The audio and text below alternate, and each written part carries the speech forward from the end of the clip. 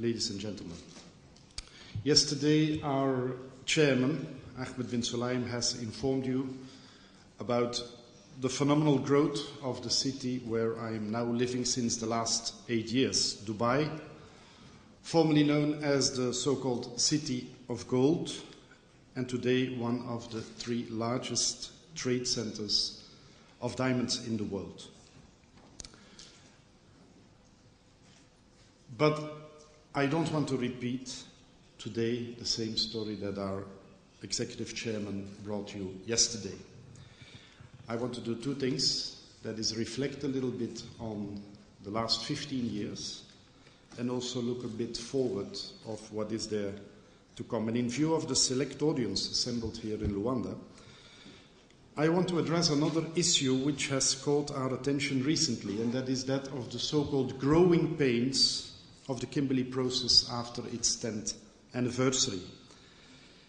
Although it was proven, and it has been proven, to be the most successful supply control mechanism that exists in the commodities business, today it is being questioned by some Western countries and NGOs on its efficiency.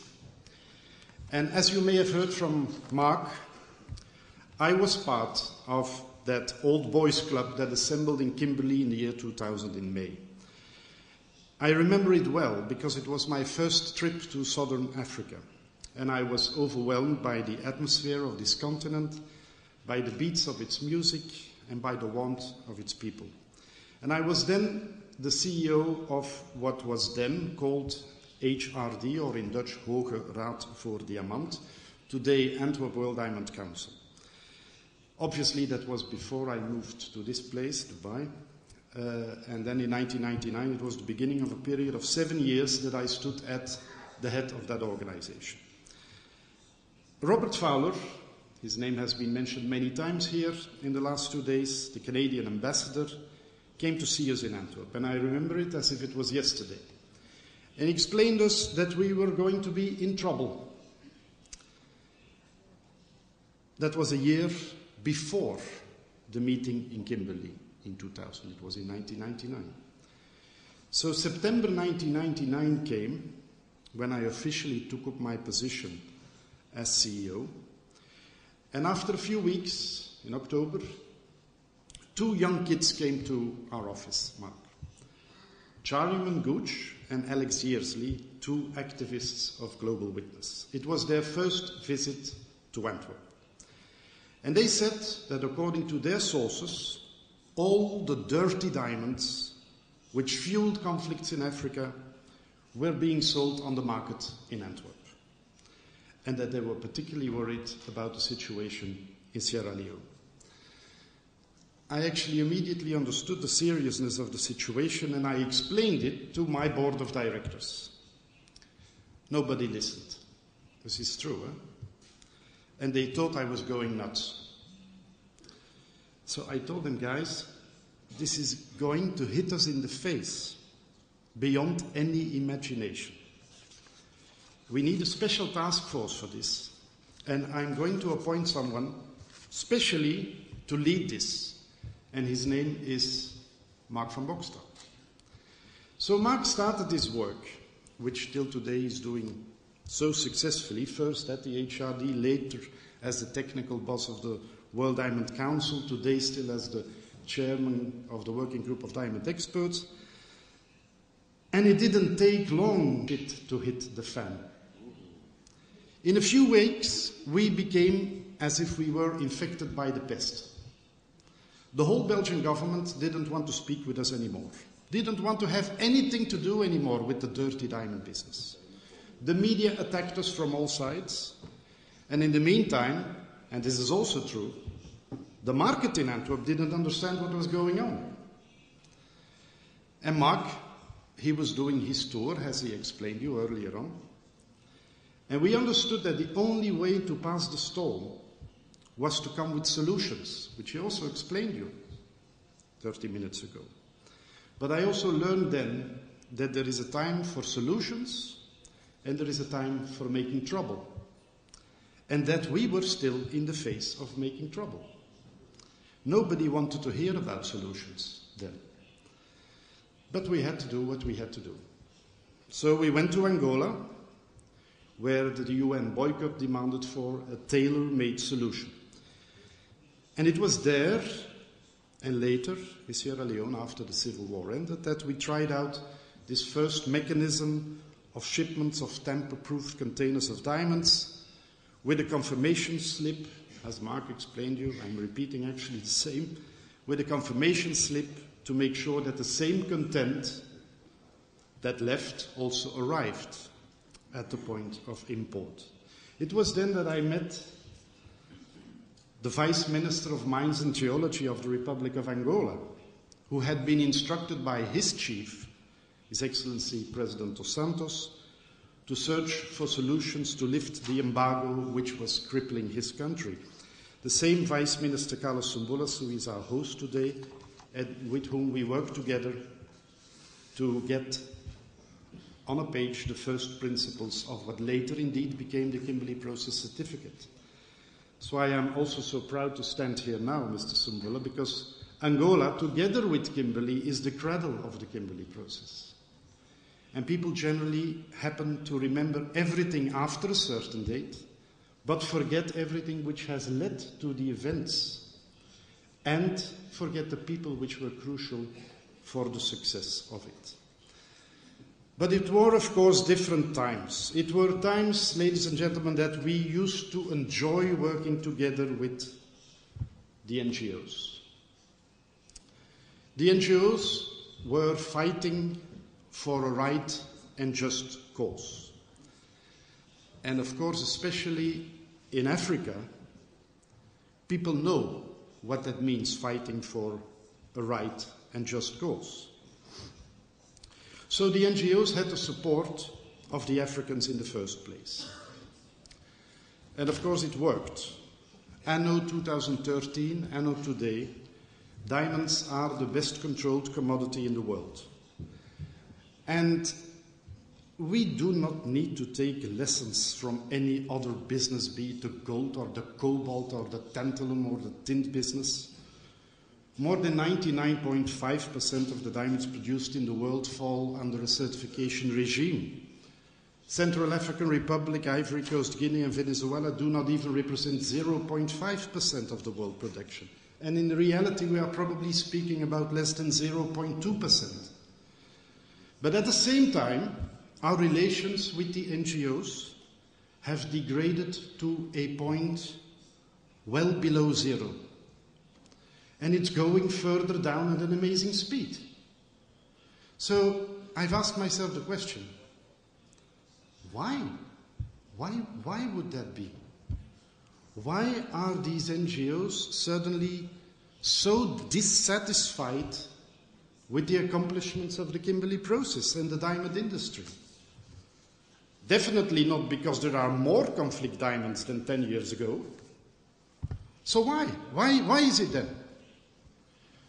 Could it maybe be that these NGOs have become small businesses themselves, and that the funds available for them are less, so that the competition for funds is stronger, and that the need to tell strong stories is higher?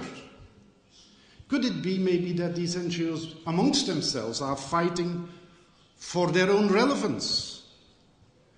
Could that maybe be one of the reasons why we are basically with something which I can only describe as fantasies? Some would call it lies, but I will call it fantasies, which fit perfectly well in a horror movie, but which lack any factual substance.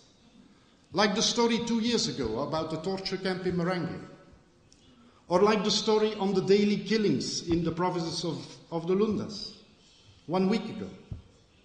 Stories which are then spread out to news media around the world and which are good for publicity and fundraising, but which are blatantly untrue. So can anyone give me any other reasons why these NGOs do not exercise the same due diligence they ask from us or from the rough diamond buyers over their own suppliers? Is that due diligence from the NGO side? You have to be accountable, businesses have to be accountable, politicians have to be accountable. But isn't it time for NGOs to be accountable for what they tell and what they make us believe? And after having been confronted with the same kind of fantasies, one can understand that the relations are now below freezing level. Because there are limits to which ends you go to reach your goals, even for NGOs. Ladies and gentlemen, if there would be one hair on my head that believed that there were 2 years ago militaries having a torture camp in Marange, I would not set one foot anymore in Zimbabwe.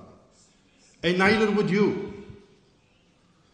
I would not be the same person that had worked together with Charmian Gooch, with Alex Sierzi, with Mark van Boxter, with Carlos Sumbula, if there would be even the most single moment of doubt that this whole story of a torture camp brought by the BBC was a terrible and actually unforgivable lie cooked by some frustrated people within the civil society community after they had left the Kinshasa Intersessional, and which was then presented to the BBC and went around the globe and was believed by everyone.